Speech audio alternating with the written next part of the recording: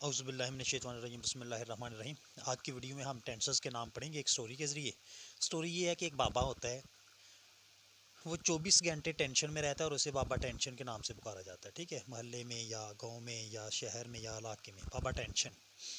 फिर यूं यूं ये वक्त गुजरता जाता है, टेंशन जो लफ्ज़ चेंज हो के ना टेंस बन जाता है। तो अब चूँकि ये लफ्ज़ टेंशन, बाबा टेंशन जो है ना, ये आगे जाके बताता हूँ वो टेंशन में क्यों था। तो ये टेंस बन गया। ठीक है जी। अब बाबा टेंस के आगे तीन बेटे हैं, एक प्रेजेंट, दूसरा पास्ट, तीसरा फ्यूचर है। और बाबा परेशान क्यों था? बाबा परेशान इसलिए था कि उसके बेटे मुत्तहद नहीं थे, आपस में झगड़ते थे। अब उसने बड़े टेंशन में था कि जायदाद का बंटवारा होगा तो ये झगड़ा करेंगे। तो वो इनको कायल करने के लिए उसने जहन बनाया कि क्यों नहीं इन्हें मुत्तहद रखा जाए किसी तरीके से। अब खैर उसकी ज़िंदगी में वो मुत्तहद रहे, लेकिन उसे बाद का ख़दशा था कि बाद में ये झगड़ा करेंगे।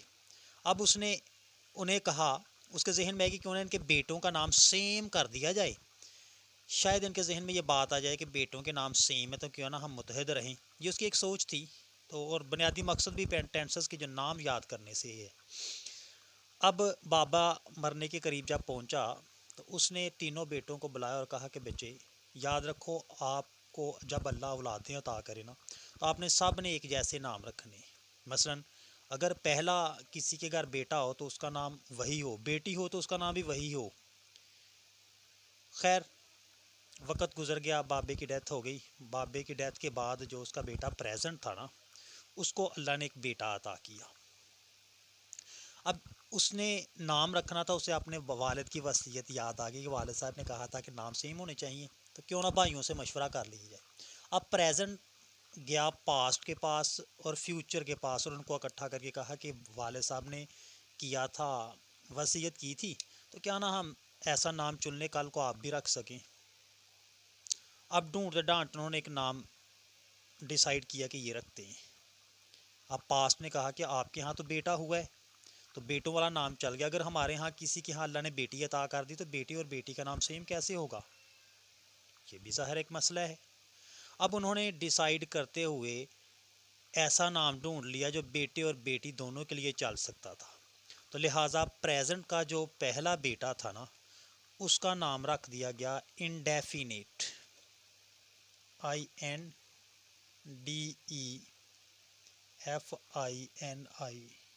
इंडेफिनेट। ठीक है। इस तरह पास्ट के घर जब बेटी हुई तो उसका नाम भी इंडेफिनेट हुआ। ठीक है, उसका नाम भी इंडेफिनेट रखा गया वालिद की वसीयत के मुताबिक कि आप लोगों ने अपने औलादों के नाम सेम रखने। इस तरह फ्यूचर के घर बेटा या बेटी हुई तो उसका नाम भी इंडेफिनेट रखा गया, उसका नाम भी इंडेफिनेट रखा गया। ठीक है जी। अब तीनों के बेटियां या बेटे हो गए और एक पहले पहले का सेम नाम हो गया इंडेफिनेट, इंडेफिनेट, इंडेफिनेट। इस तरह जब उनमें से दूसरे अल्लाह ने औलाद अता की तो दूसरे का नाम डिसाइड हुआ कंटिन्यूस। ठीक है जी,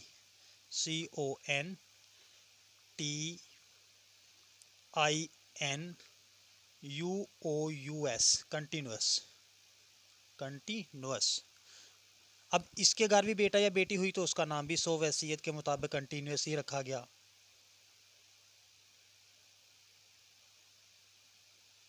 कंटिन्यूस।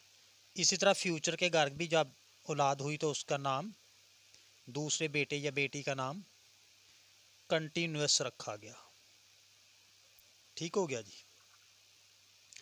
इसी तरह तीसरी जब औलाद हुई तो उसका नाम डिसाइड किया गया परफेक्ट, PERFECT,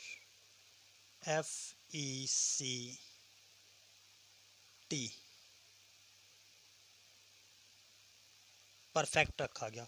अब पास्ट के घर जब तीसरी औलाद हुई तो उसका नाम भी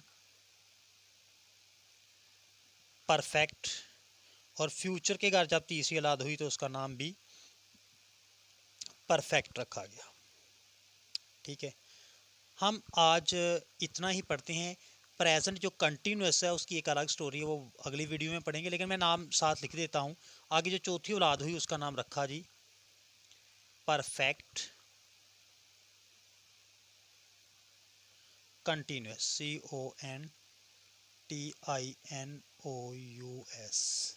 CONTINOUS कंटिन्यूस।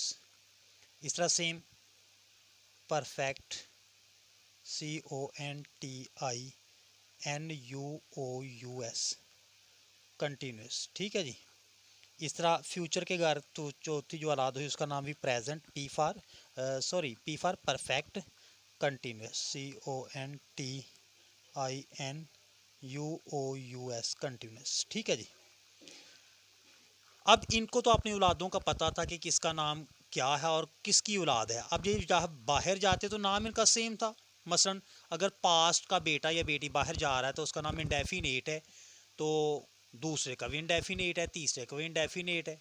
अब लोगों में कन्फ्यूजन था कि इंडेफिनेट है किसका ये बेटा या बेटी, फ्यूचर का, पास्ट का या प्रेजेंट का। अब ये भी एक मसला पेश आया। अब उन्होंने घर बैठे डिसाइड किया कि क्यों ना ऐसा किया जाए कि इनकी, ताकि लोगों को भी पहचान हो पाए कि ये किसका बेटा है या किसकी बेटी है, तीनों बेटों में से। तो क्यों ना सबसे पहले जो नाम लिखा जाए वो बाप का लिखा जाए, आखिर पे दादा का लिखा जाए और दरमियान में जो ना वो औलादों का रखा जाए। फिर इस दफ़ा फिर जो प्रेजेंट का पहला बेटा था ना, इसके मुताबिक इसका नाम बना जी प्रेजेंट, PRESENT प्रेजेंट। ये आ गया बाप का नाम। उसके बाद इंडेफिनेट बेटे का नाम INDEFINIT इंडेफिनेट। आगे दादा का नाम टेंशन से चेंज होके बन गया टेंस। अब देखें प्रेजेंट का जो पहला बेटा है ना उसका नाम अब आ गया इंडेफिनेट। पहले बाप का नाम, दरमियान में बेटे का नाम, आगे दादा का नाम, प्रेजेंट इंडेफिनेट टेंस। ठीक है। अब प्रेजेंट की जो दूसरी औलाद है उसका नाम बन गया बाप का नाम। अब मैं लिखूंगा नहीं, शार्ट करूंगा। प्रेजेंट बाप का नाम, दूसरे बेटे का नाम आ गया कंटिन्यूस, CONTINUOUS कंटिन्यूस। आगे दादा का नाम आ गया प्रेजेंट कंटिन्यूस टेंस। अब प्रेजेंट की जो तीसरी औलाद थी उसका नाम हो गया जी प्रेजेंट परफेक्ट, PERFECT परफेक्ट। आगे टेंस दादा का नाम आ गया। ठीक हो गया जी।